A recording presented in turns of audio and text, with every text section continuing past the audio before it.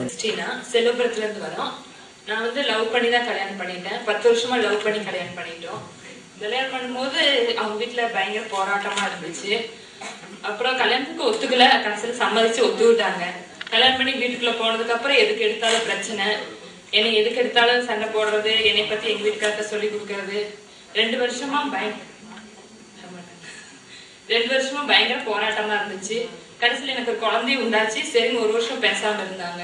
குழந்தை பிறந்து ஒரு 3 மாசம் எங்க அம்மா வீட்டுல இருந்தேன். அப்புறம் 3 மாசம் கழிச்சு அம்மா வீட்டுல இருந்து கூட்டிட்டு போனாங்க.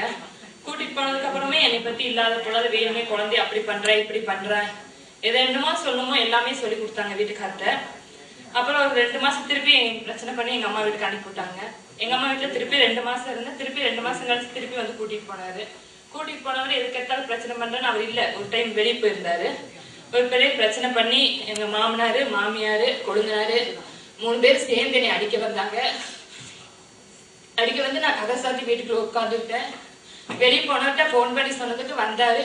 வந்து என்னையும் விசாரிக்கல, அவங்க சொல்றத கேட்டு என்னை நல்லா அடிச்சு எங்க அம்மா வீட்டுல கொண்டு வந்து விட்டுட்டு போனாரு. 2 மாசம் வரல. வந்தவரு உனக்கு டைவர்ஸ் நோட்டீஸ் அனுப்பிடுறேன், நீயாச்சும் உன் குழந்தையாச்சு, இனி எனக்கு உனக்கும் சம்மந்தம் இல்லை அப்படின்னு பேசிட்டு போயிட்டாரு. 2 மாசம் ரொம்ப இதா சங்கடத்துல இருந்தேன். அப்புறம் அக்கா சொன்னனால பிரேயருக்கு வந்தோம். திருப்பி வந்து சரி சமாதானமா கூட்டிட்டு போனவரு திருப்பி 10 நாள் 15 நாள் பிரச்சனை பண்ணி என்னை சமையல் எல்லாம் எதுவும் பண்ணக்கூடாது, சமையல் ரூம்லயே வரக்கூடாதுன்றாங்க. 10-15 நாளா நானும் என் குழந்தைக்கும் அவருக்கும் கடையில இருந்து தான் வாங்கி கொடுத்தாரு. அந்த 8 மாசம் குழந்தைக்கு 3 நேரம் கடையில இருந்து வாங்கி கொடுத்தாரு. அந்த குழந்தை சாப்பிடாத பசிக்கு துடிக்கும். அப்போ அவங்க வடை பாயாசத்தோட நிம்மதியா சந்தோஷமா சிரிச்சு சாப்பிட்டு இருப்பாங்க. நான் அப்படியே கண்ணீரோட உட்காந்து ஜெபம் பண்ணிட்டு இருப்பேன்.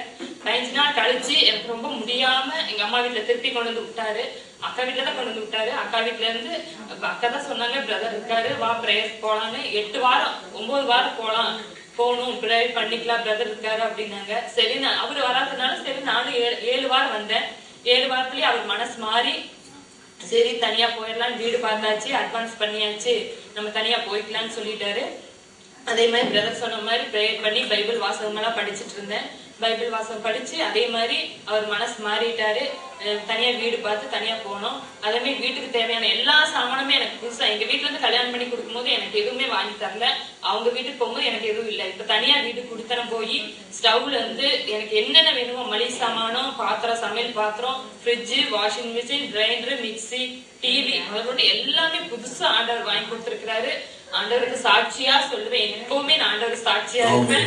ஆண்டவருக்கு கொடான கொடி நன்றி. என் கணவரோட வருவேன், அவரும் மனசு மாறுவாரு, வந்து சாட்சியா நான் நினைப்பேன்.